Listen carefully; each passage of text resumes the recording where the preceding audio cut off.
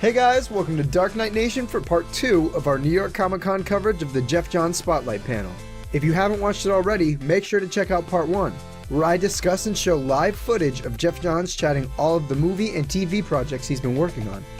Thanks to your support, we were able to reach our first like goal, so here we are coming at you with Geoff Johns discussing all of the comic book content he's been up to as of late, like Shazam, Doomsday Clock, and 3 Jokers with artist Ja'son Fabok. I just want to give a huge thanks to DC Comics for giving us the opportunity to sit in on the panel and watch a master talk comics. Before we begin, I want to remind you that if you dig this episode, make sure to like this video, share it, answer the question of the day in the comments, and most importantly, subscribe to the channel below and click that bell so that you're notified of all of our videos when they go up. Those things go a long way to helping us keep the channel going, and I very much appreciate all the support. With all that out of the way, let's get into it.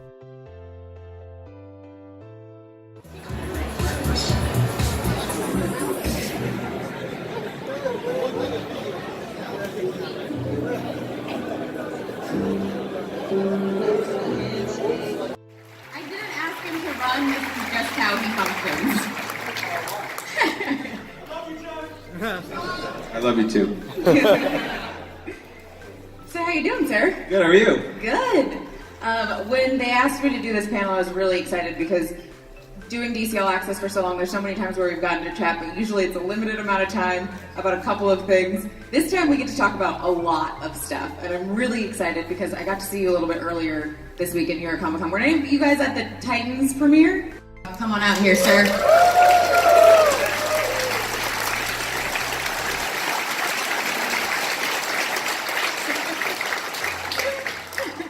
How you doing? In an appropriate shirt. Very appropriate shirt. So you guys are working on a book about a character that I think a lot of people know, right? Yes. We have there we have an image.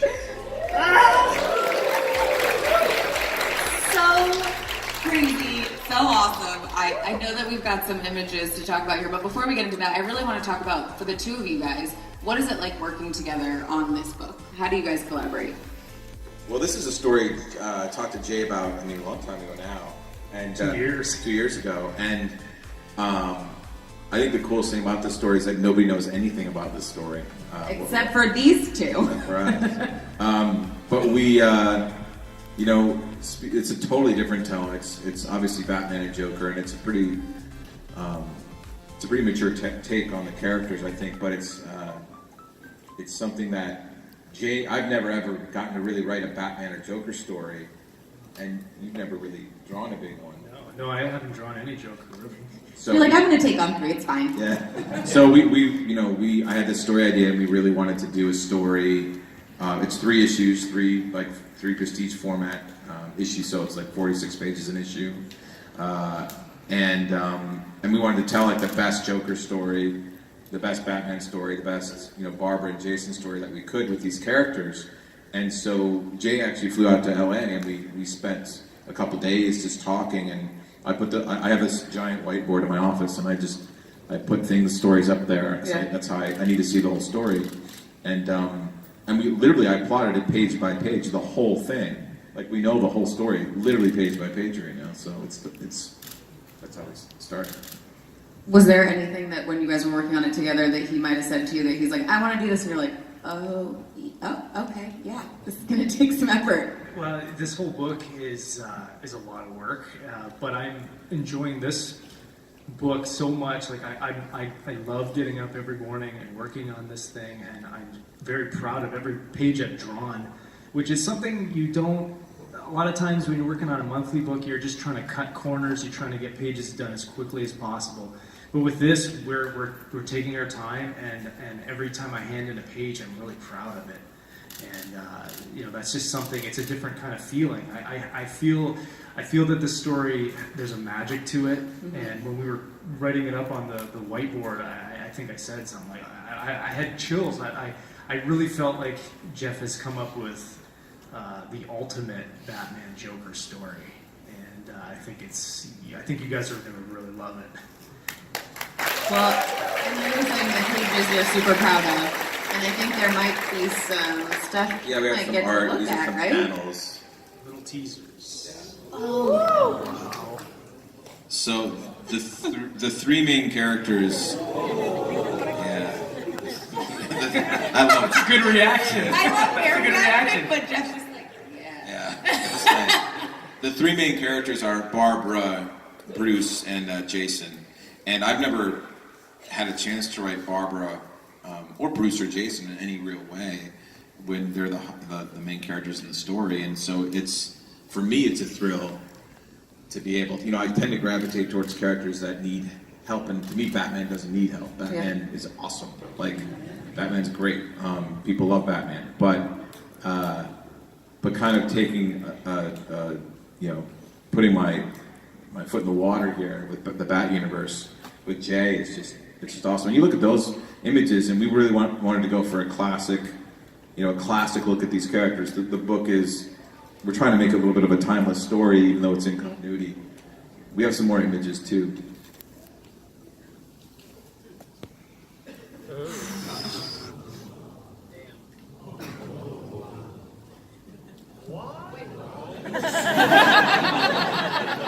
I just want this audience at every panel just so that they give little sound bites like that. Ooh, what? The best is I can't know, did they say what, or were they reading the WA on the grid? So was it? But these images, again, it shows Jay's attention to detail. These are only 3 panels of a 9-panel page, and these are 3 panels from throughout the book, the first issue. Clearly the number 3 is really important for this one. It is. I mean, the number 3 is important. It is about, it's obviously titled 3 Jokers, but it is about the 3 characters I think that the Jokers hurt the most. And to me, that's Bruce, Barbara, and Ja'son. And we were really exploring what that kind of, what that kind of pain does, and how do you process it, and how do you move on from it. Well, Here are some of the designs, and we went over a lot of different takes, a lot of different designs, but we really wanted to play with the different eras of the Joker and really draw your attention to that. So, here you have the Killing Joke Brian Boland take, which is my favorite one. You have the middle one is kind of a 40s to the 60s. The prankster Joker, and then you have the original appearance Joker, who I think has become one of my favorites because he's not as smiley. He's a little more serious. Why so serious? Yeah, I kind of say if Edward G. Robinson had played the Joker, it'd be that Joker. The cool thing about this too is because a lot of times, if you're a comic book fan, you get to see pencils and then it's colored, but a lot of times you don't really see what almost looks more like character development, what you see for animated films or a storyboard type of vibe for a movie or a TV show.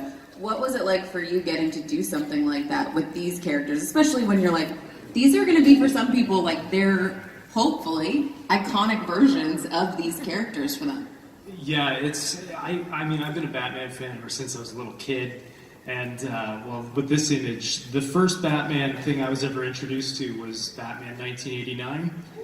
And ever since I was a little boy, my dad brought me home Batman comics. It's how come he doesn't look the same in the comic as he does in the movie? And so I really fought hard. If you look at that Batman design, you'll see a lot of little nods to that Michael Keaton suit. And the 2 kind of things I'm really following with this book, influences... Killing Joke by Brian Boland. You're going to see a lot of callbacks to that with the designs and things like that. And then the second is Anton Furst's designs from Batman 89. And I tried to really play that up here, and you're going to see that in the universe as well.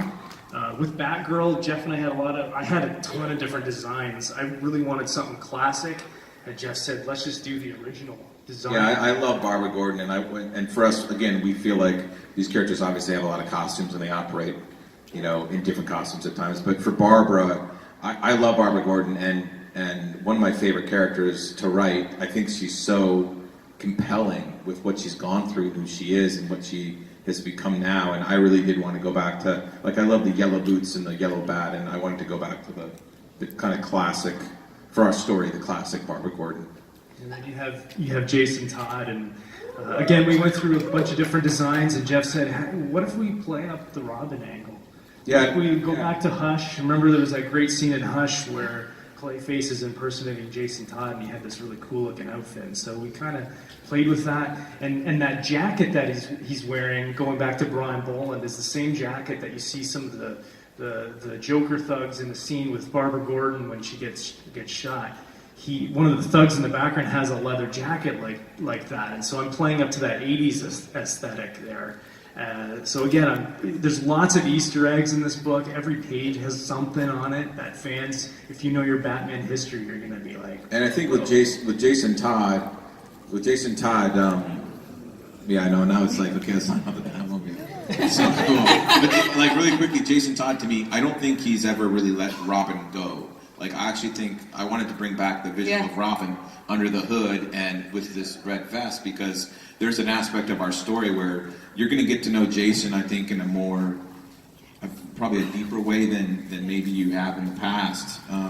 Our goal is to explore these characters emotionally and change their relationships forever, and how you perceive the characters.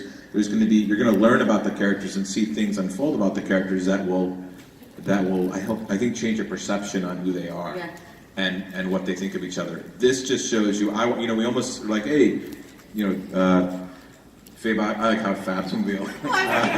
Yeah, you wrote that yourself. Jay was like, maybe we don't show the Batmobile, not because we didn't think it was cool, but I said we should show it because the process, I don't do a lot of comics anymore, but when I do them, I want to work with the very best in the business and the best collaborators, and for me, Jay, this just shows you, it's an example of how, and Jay does all these designs in 3D programs, and he's done hundreds of designs of Joker and Batman and Batgirl, just to get it right before we even start the book. There's a lot of pre-production and design work that Jay does in what we work on, and it pays off in dividends because the pages and the look of the book and everything, it's unlike anything Jay's ever done. It's a mixture of 3 Batmobiles. It's some of the 89 Of course version. it's 3. Yeah. It's the front piece there is some of the 66 Batmobile, which is always my favorite. Uh-huh. And then the tail fin calls back to the Brian Boland Killing Joke Batmobile, where you had the single tail fin. So it's kind of, again, like Killing Joke helped influence Batman 89, and then so I'm kind of want Batman 89 and Killing Joke to influence this. So I'm trying to think in that space for everything that you're going to see in this book.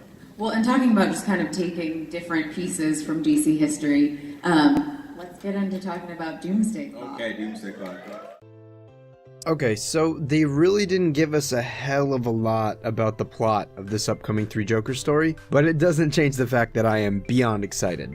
In this one book, you have one of the best modern writers in comic books, dare I say one of the best writers in comic books ever, and one of the best artists in comic books on a Batman book. Man, as a Batman fan, what else can I say? Speaking of the art, jeez, man, it's beautiful. You look at those panels that they showed up on the screen and are now somewhere on the internet. The amount of detail that Fabok is paying to these pages and the amount of care that he's taking in designing these characters and the environment and the freaking Batmobiles. Jeez, man, I really don't know what I can say about this to do it justice. One of the things that interests me most here is the 3 kind of follow-along characters, right?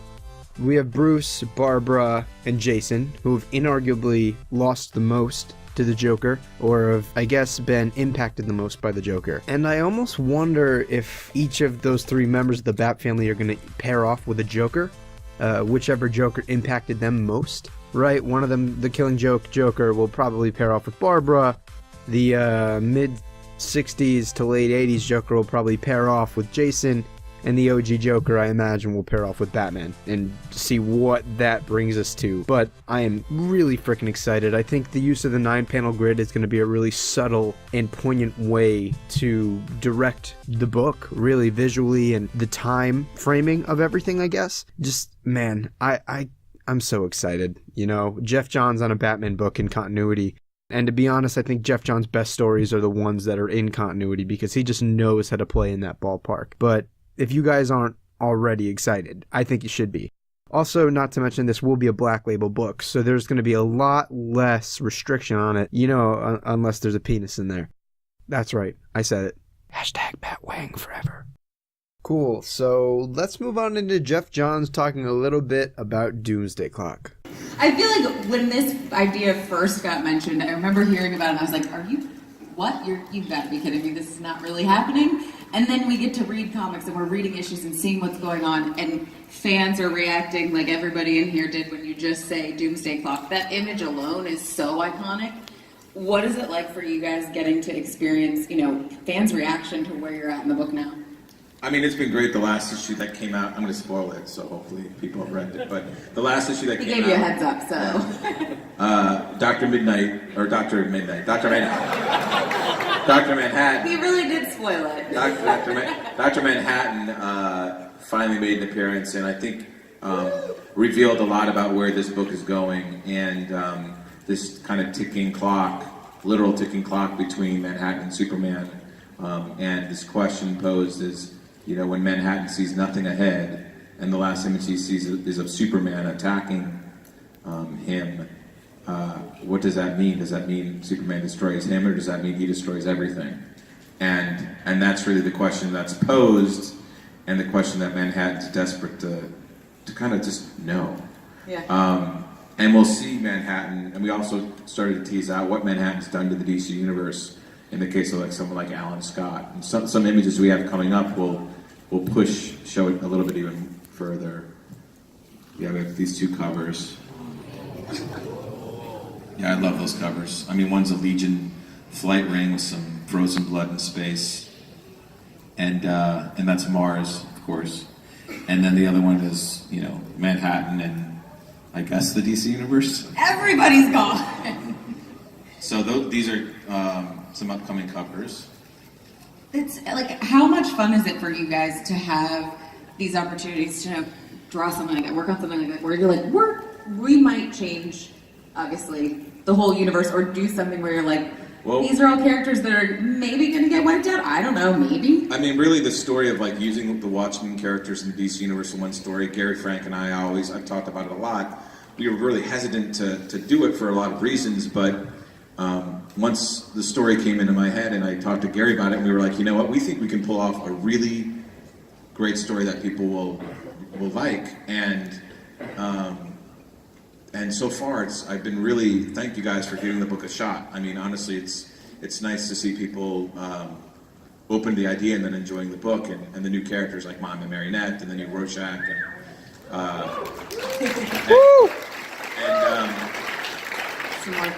two more covers. Yeah, I love these covers.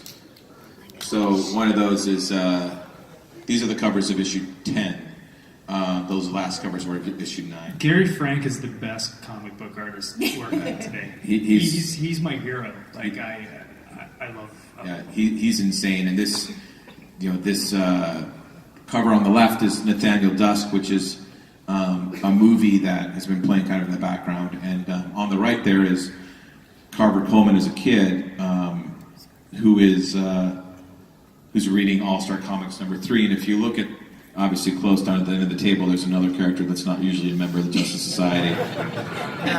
And we get into that there. But obviously between these covers, we're going to be exploring like what Manhattan's done to the DC universe, what the future or no future of the DC universe is. And why. I love the Justice Society. I think their absence, I think, is felt. Same with the Legion, and they'll obviously play a big role in this series moving forward. Yeah, very cool. Even just talking about all the stuff that we've covered today, there's so much going on. How do you guys kind of balance the characters you want to develop, the things you want to work on, and keep them all separate? Because I feel like there's so much going on in your head at all times with all the characters. It's just what we do. I mean, like anyone who's a fan knows, like, this is all you think about anyway. So like, when work's done, work's never done. Like, it doesn't feel like work. Jay and I was driving from Detroit to the Titans set, and I stopped at Jay's house in Windsor, and we had this awesome, where was that place? It was with this restaurant. It was some golf course, and I met Jay there for lunch, and the chef was a big comic fan, so he kept bringing out so much food. But Jay and I just sat there having lunch talking about 3 Jokers and really getting into it. And never, it doesn't we're really fortunate. It Yeah. doesn't feel like work. So, you know, I never think about how do you juggle the characters, the stories in your head. And also with Jay and I, the way we work. I mean, remember when we plotted Dark Side War? It was like, you know, the whole, like I always, whenever my process is I have the whole story in my head at once. Like, so I'll be, you know, Jay and I were literally at a board and I'm like, boom, the story was kind of laid out and it didn't change. It stayed exactly the same. It just got, you know, deeper and there's more to figure out. But I always have the beginning, middle, and end. Once you have that, once you have a story or why you're telling the story, you know, and you work with great collaborators like Jay, it's easy. Yeah, and as an artist, like doing little things like that, I know the beginning and the end now as well. And so when I'm working on the book, like same thing. I'm living this every day. I've been thinking about Three Jokers for the last 2 years and what I wanted to do artistically. And so now I have these great script pages. It's time for me to deliver on my end, and I'm just trying to do my best. And I want you guys to really love and enjoy this book that we love. Yeah. So.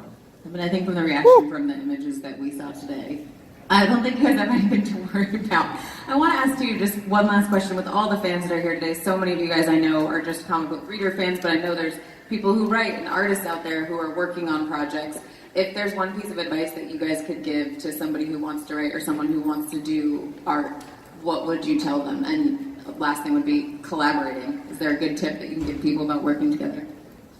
From an artistic perspective, you never know what's going to happen if you just work hard and dedicate yourself to something. I would have never dreamed that I'd be here today doing the things I'm doing and working with Geoff. Like, I remember going to the comic shop and buying, like, Blackest Night and just, like, geeking out over that. And, you know, and then a few years later, he's calling me at 12 midnight to ask me to work on Justice League. You know? Yeah, well, I was on the set, I think I was on the set of Flash, maybe, and I called, and I got Jay's number through Twitter, and I DM'd him, I'm like, are you awake? And he's like, it's midnight. I'm like, well, yeah, but you're awake, right? And I called him up, because I am a little crazy, and I said, let's do Justice League together, and that was specifically, though, like, when I was looking for someone to collaborate on with Justice League, it was, it's, you know, I'm very particular, and I wanted to work with somebody I hadn't worked with, but somebody that I just saw there going, I'm like, he's got so much talent, like he's got an incredible amount of talent, and I want to help unlock it,